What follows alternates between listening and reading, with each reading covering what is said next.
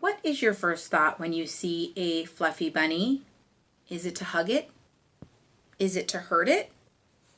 My first thought is to snuggle or pet it, not to test out my magic lotion or backyard potion on their skin or fur.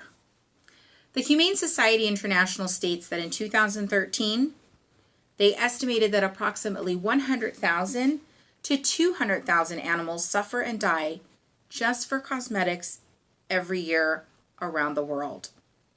While makeup and skincare are used to protect or enhance our looks and our skin, they should not come at the cost of another living being's health or safety. In this speech, I will inform you what dangers cosmetic testing poses onto animals, what has made animals the option for cosmetic testing, and how we as consumers can end the support of companies and brands that use animal testing. The problem is that we continue to utilize animals for cosmetic testing purposes.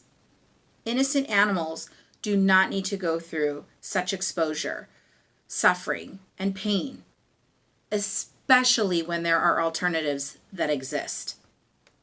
The National Anti-Vivisection Society states in their article, Cosmetic Testing on Animals, that cosmetics are typically defined as products that are intended to be applied or introduced into the human body for the purpose of cleansing or beautification.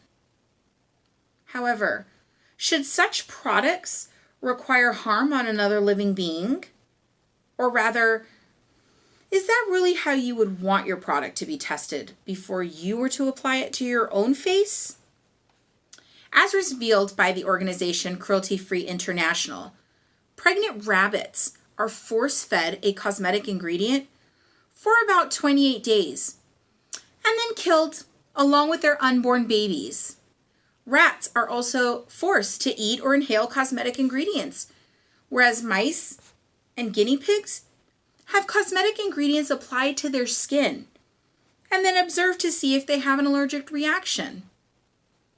So what does it matter if we use a couple animals to test products? But this is not just a couple of animals that are being tested and disposed of for ingredients and products being put on the market for you and I to consume. In the article by Nature magazine, More Than a Cosmetic Change, it states that each chemical that goes through the multiple tests required for registration can use up to 5,000 animals. So, who exactly is responsible for this suffrage on these animals? Well, in the article, Why is Makeup Tested on Animals by Exology Beauty, it reveals that the reason bunnies fall victim to this suffrage is because the harsh chemicals, synthetics, and toxins commonly used in beauty formulations must be tested in order to be deemed safe for human application. This isn't so much a government oversight as it is the cosmetic company itself wanting to avoid any potential lawsuits.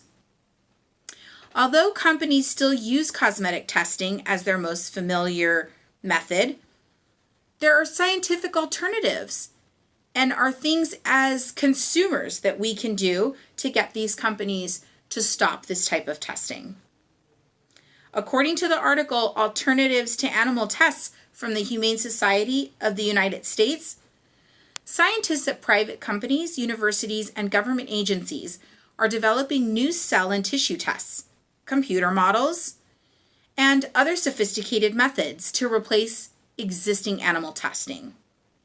These alternatives are not only humane, they also tend to be more cost-effective, rapid, and reliable than a traditional animal test. The only way to be 100% certain a company is cruelty-free is to buy products from companies that have been certified by the Leaping Bunny program, which requires that no new animal testing be used in any phase of product development by the company, its laboratories, or ingredient suppliers.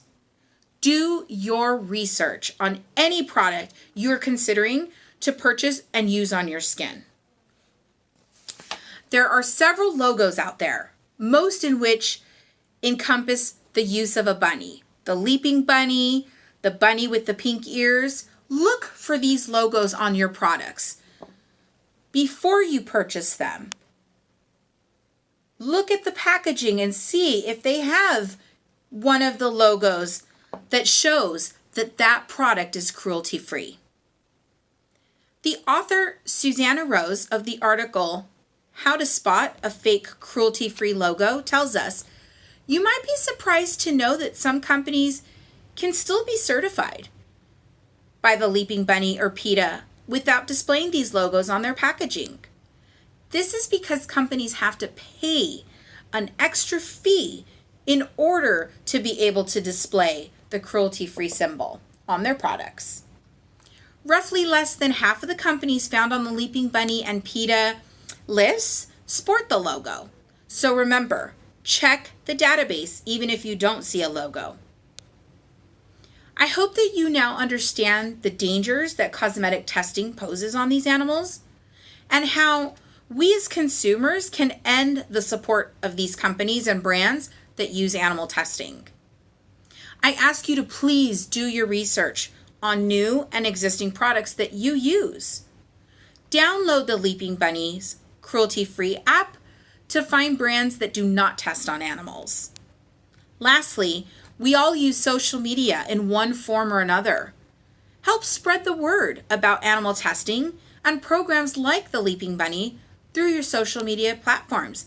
Stay informed, do your research. Thank you.